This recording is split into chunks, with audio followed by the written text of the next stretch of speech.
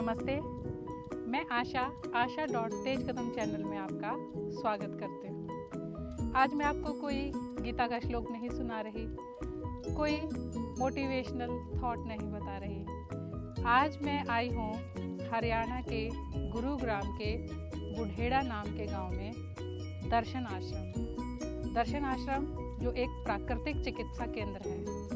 आज मैं अपना कुछ समय यहाँ गुजारने वाली हूँ और मैं चाहूँगी कि मेरे साथ आप भी दर्शन आश्रम की सैर करें, यहाँ के बारे में जानें। आइए चलते हैं। गुरुग्राम में बादली रोड पर ये गांव बसा हुआ है। आप चारों तरफ देख सकते हैं सराउंडिंग, खेतों के बीच में एक छोटी सी जगह है। खेत भी अब फसलें लगभग कट गई हैं, मवेशी घूम रहे हैं। हम देख सकते हैं कि खाली हो चुके हैं खेत भी, लेकिन जब यहाँ फसल लगती होगी तो कितनी हरियाली रहती होगी। खेतों के बीच में सरकारी स्कूल के ठीक पास में ये आश्रम है।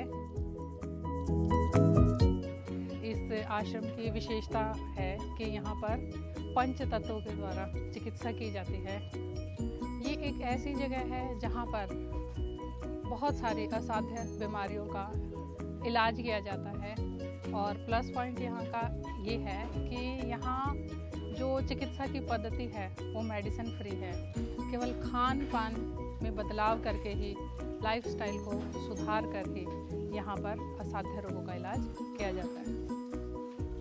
नमस्कार मैम, आप अपना नाम बताना चाहेंगे? जी, मेरा नाम नीलम सिन्हा है। हम गुड़गांव से आए हैं। हम यहाँ 1.5 साल पहले आए थे, 1.5-2 साल पहले। यहाँ के बारे में आपको जानकारी किसने दी? अरे मुझे शशि जी ने दी।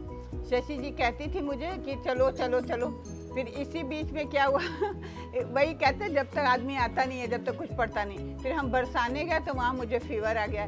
तो शशि जी ने हमको पट्टी लगाई और अजवाइन का पानी पिलाया, उससे मेरा फीवर ठीक हो गया। बिना मेडिसिन के? बिना मेडिसिन के। तो हम यहाँ 2-3 दिन रुके, इतना अच्छा लगा। यहाँ रहने मात्र से ही सब गायब हो गया। अच्छा, यहाँ पर रहने की भी व्यवस्था है? बिल्कुल, यहाँ रहने की क्या ऐसी व्यवस्था तो, और एकदम आश्रम में क्या, जैसे पहले ऋषि मुनियों का आश्रम था, बस आप श्रद्धा और विश्वास से सब करिए, ये बहुत मायने रखता है। अब मैंने सुना है कि यहाँ पर लोग आते हैं तो मेडिसिन बिल्कुल भी नहीं यूज करते। हाँ, बिल्कुल नहीं करते। गुरु जी तो कहते हैं उसी दिन से आप छोड़ दीजिए मेडिसिन।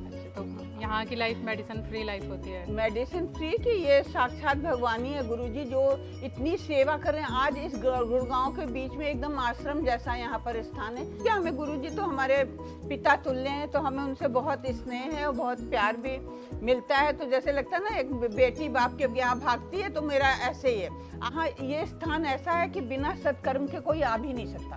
कहते हैं अगर जीवन में कुछ विपरीतताएं आती हैं तो वो भी हमारा सौभाग्य लेके आती हैं। ये दूर दूर से लोग आते हैं, व्यवस्था है, दिन पर दिन तरक्की भी हो रही है। जीवन के लिए हमारा मन भी शुद्ध होना बहुत जरूरी है, चरित्र शुद्ध होना, भावनाएं शुद्ध, तब बीमारी आ जाती। खाली हम केवल खाना ही फॉलो करें, इससे काम नहीं चलता।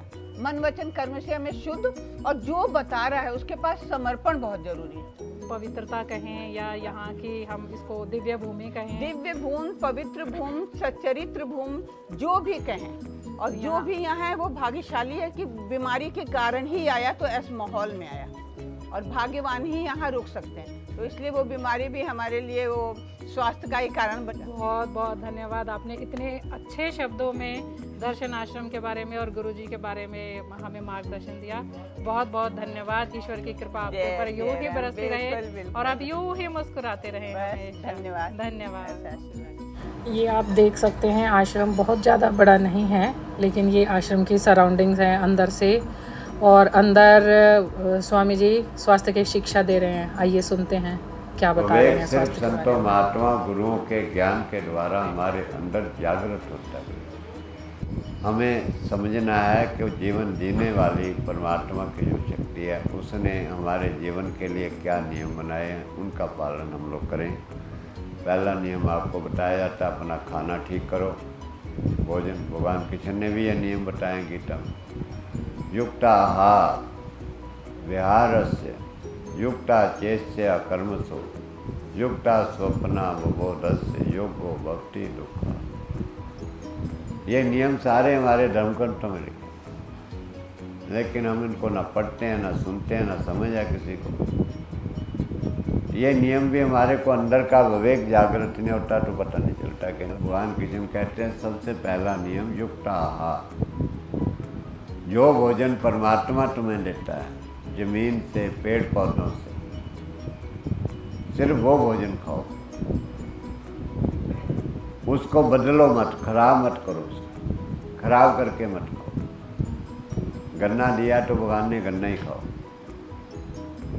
उसके अंदर में चीनी बना के, मिठाइयाँ बना के, उसके अंदर तेजाब डाल के, रंग डाल के,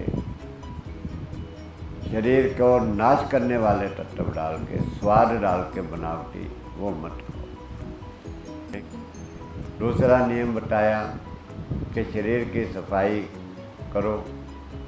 सफाई जब होए शरीर की तो रोको मत। खांसी, नज़ला, जुकाम, बुखार, फोड़ा, फिंसी, उल्टी, दस्त, छींके आना, ये बीमारियां नहीं हैं, शरीर की सफाई की क्रियाएँ हैं। उससे अगला नियम है तीसरा, हमें रोज़ एक्सरसाइज डेली करनी है, व्यायाम रोज़ करना, शरीर को एक्टिव रखना है।